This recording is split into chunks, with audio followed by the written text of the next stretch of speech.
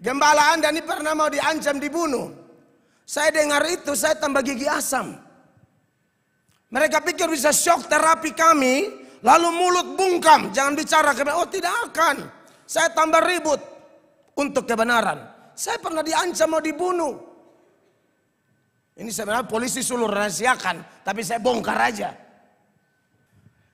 Jadi, kalau untuk kebenaran jangan sok-sok shock terapi. Kalau pendeta yang belum pernah alami kasih karunia, belum rasa apa itu diampuni, belum rasa apa itu ditarik dari gelap menuju terang yang ajaib, belum rasa apa itu diterima yang tidak layak dilayakkan, yang tidak pantas dipataskan. Kalau dia belum rasa itu, dia tidak akan paham dan dia tidak ada semangat juang. Tapi kalau yang sudah rasa, lu jangan coba-coba shock terapi.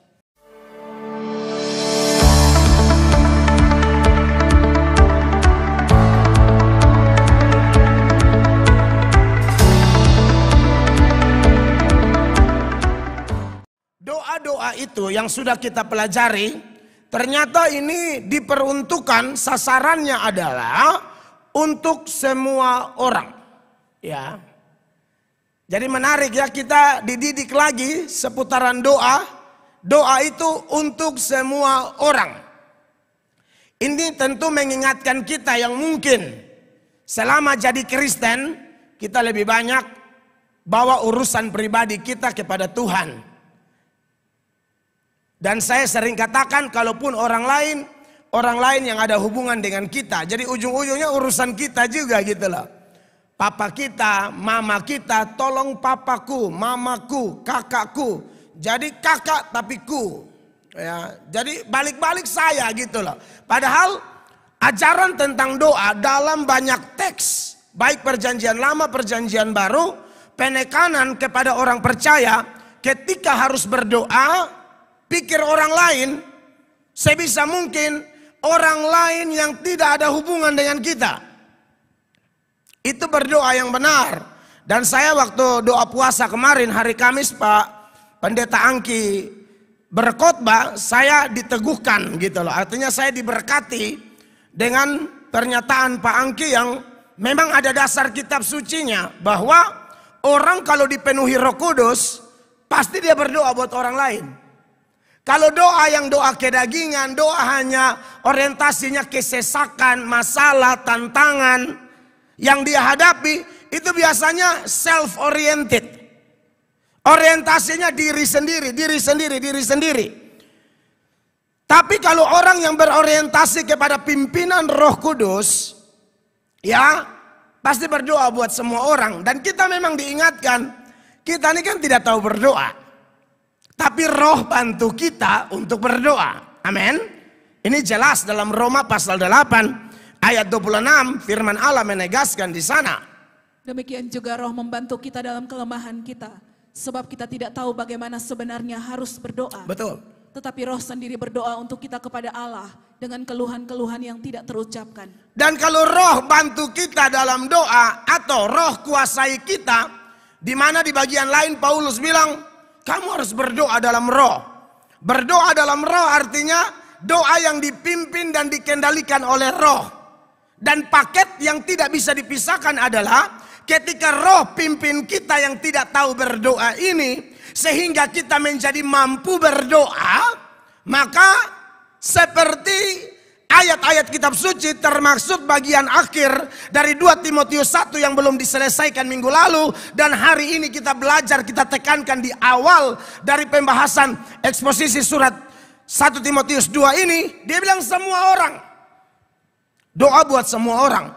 Makanya Efesus pasal 6 itu ya, ayat 18, setelah Paulus mengingatkan betapa pentingnya peperangan rohani dan ada jaminan perlengkapan senjata Allah, mulai dari ayat 12 sampai ayat 17, ayat 18 dia mulai tekankan tentang betapa pentingnya doa. Doa yang bagaimana? Doa yang dipimpin Roh. Ya, itu bukan bahasa roh. Bahasa roh ada natsnya. Seperti yang biasa saya jelaskan. 1 Korintus 14, 23, 27, 28 dan sejumlah data lain. Tapi khusus ayat yang mau saya munculkan ini, Dipimpin roh artinya dikuasai roh. Dan orang dikuasai roh langsung didorong doa buat semua orang. Ya, perhatikan Efesus 6, 18 dan 18 saja. Dalam segala doa dan permohonan, berdoalah setiap waktu di dalam roh dan berjaga-jagalah di dalam doamu itu dengan permohonan yang tak putus-putusnya untuk segala orang kudus. Iya, kalau orang berdoa di dalam roh itu pasti untuk semua orang. Dan kalau mau lanjut ayat 19 pun sampai 20, ini ujung-ujungnya ada kaitan dengan orang lain. Karena Paulus bilang, doakan aku supaya aku beritakan Injil dengan berani. Beritakan Injil itu demi kepentingan siapa sih? Demi kepentingan orang lain diselamatkan. Nah itu jadi memang orang dipimpin roh pasti doa untuk orang lain gitu loh. Dampaknya meluas untuk semua orang. Ya, 19-20. Juga untuk aku, supaya kepadaku jika aku membuka mulutku, dikaruniakan perkataan yang benar, agar dengan keberanian aku memberitakan rahasia Injil. 20. Yang kulayani sebagai utusan yang dipenjarakan, berdoalah supaya dengan keberanian aku menyatakannya, sebagaimana seharusnya aku berbicara. Iya, kalau dia berani menyatakan kebenaran, orang lain pasti diselamatkan. Ya, ini sama dengan Bapak Ibu pernah kita belajar sama-sama.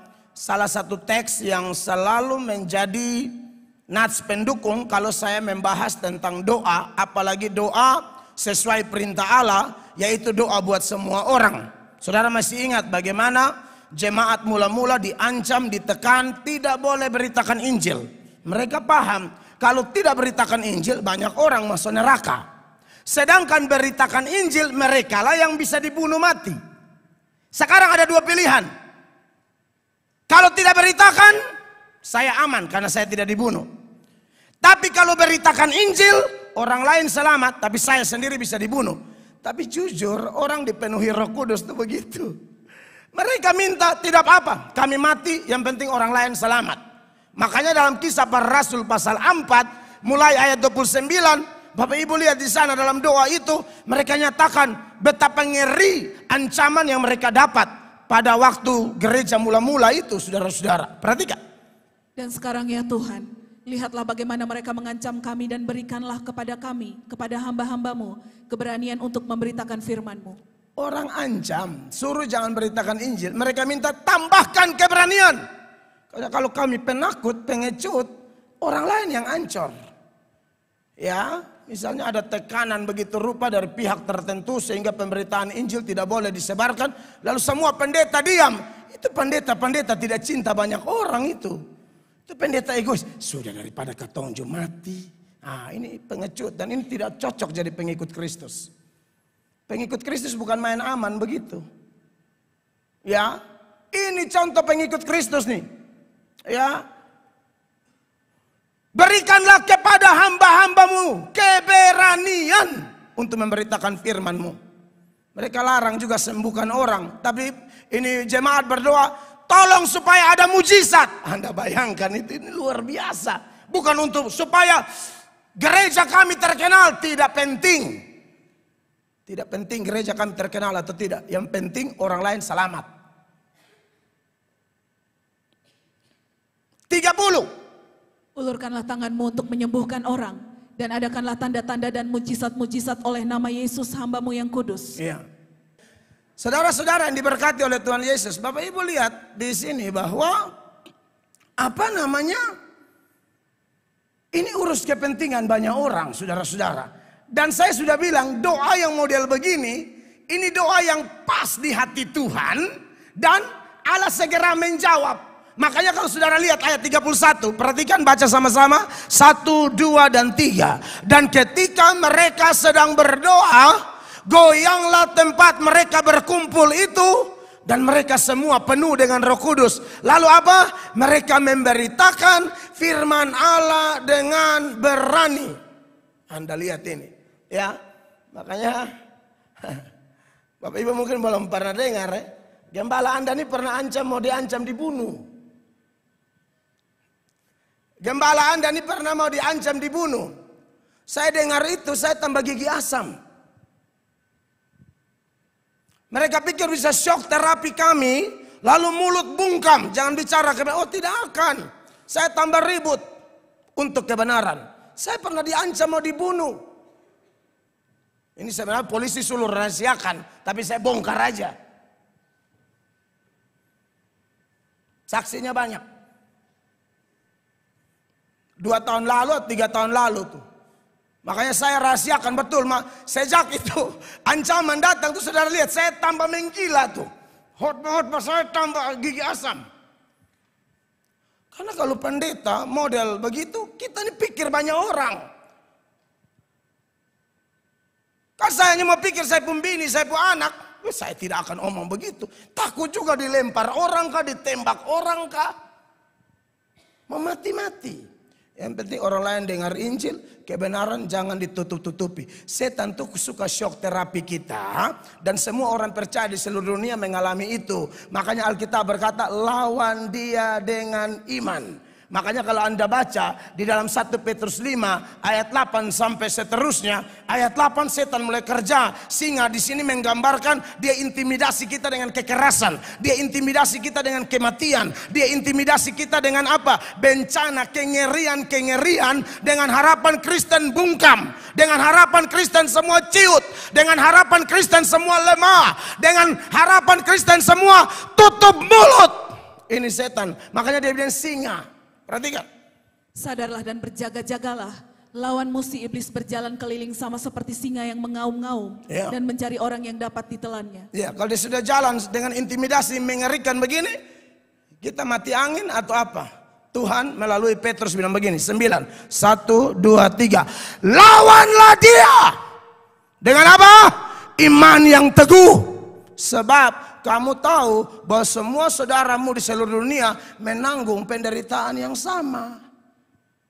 Kalau orang marah kita karena kita bodoh, marah kita karena kita memang dosa, marah kita karena kita bikin kesalahan, ya kita diam, bila perlu minta maaf. Tapi demi kebenaran tidak ada kata maaf, ribut, gegeran.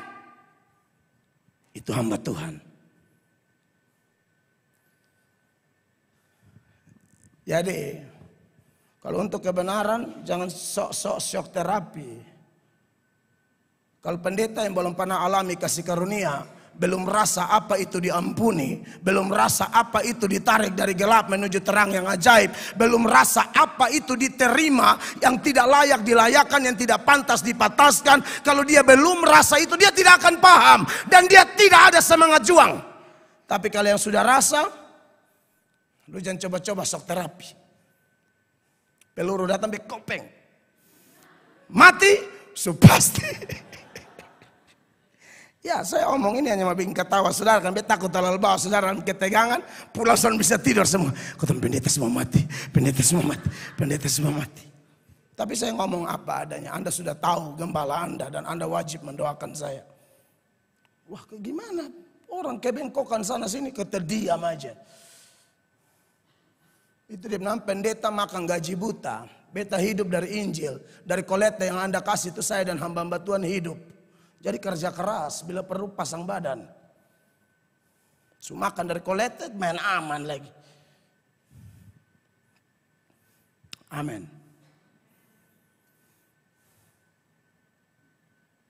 Jadi lawan dia.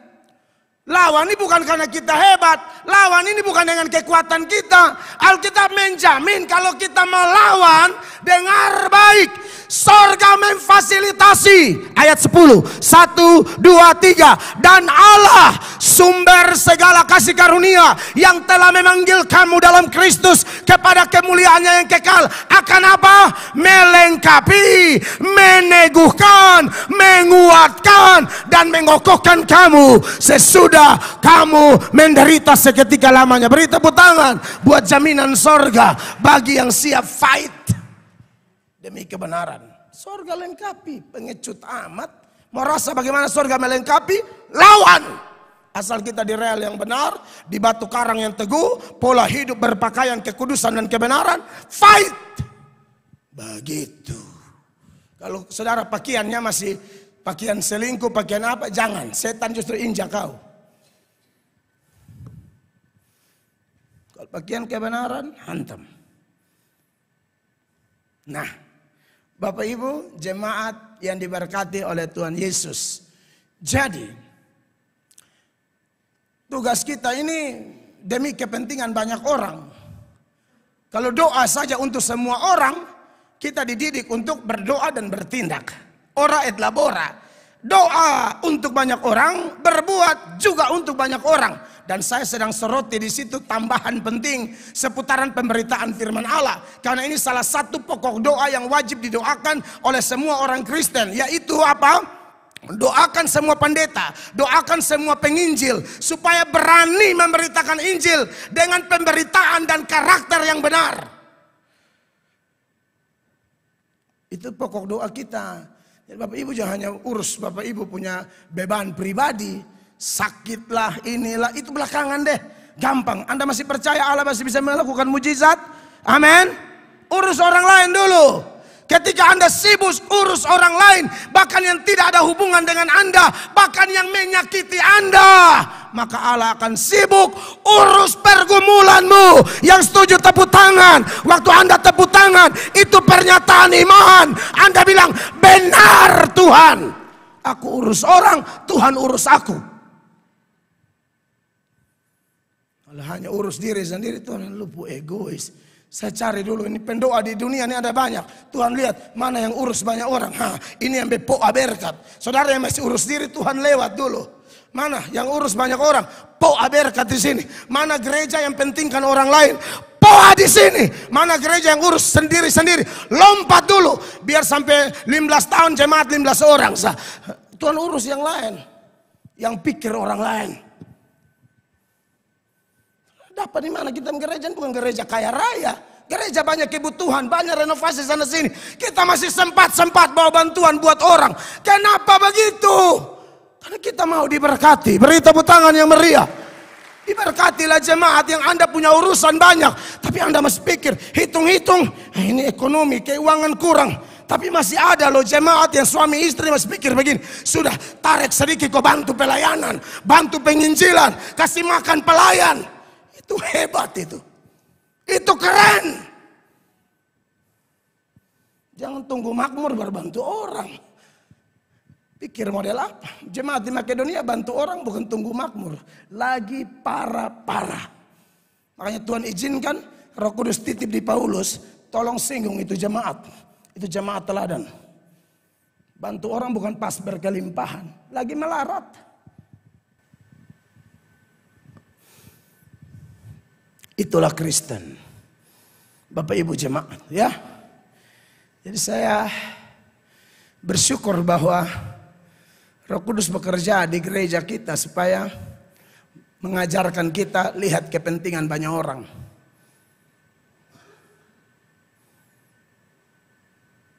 Tuhan pasti berkati kita kok. Pasti, saudara jangan takut. Dia sumber segala berkat. Tak usah dikte Tuhan bagaimana cara dia memenuhi kebutuhan kita. Tak usah dikte. Dia tahu, dia punya waktu sendiri, dia punya rencana istimewa bagi Anda dan saya yang mau taat kebenaran.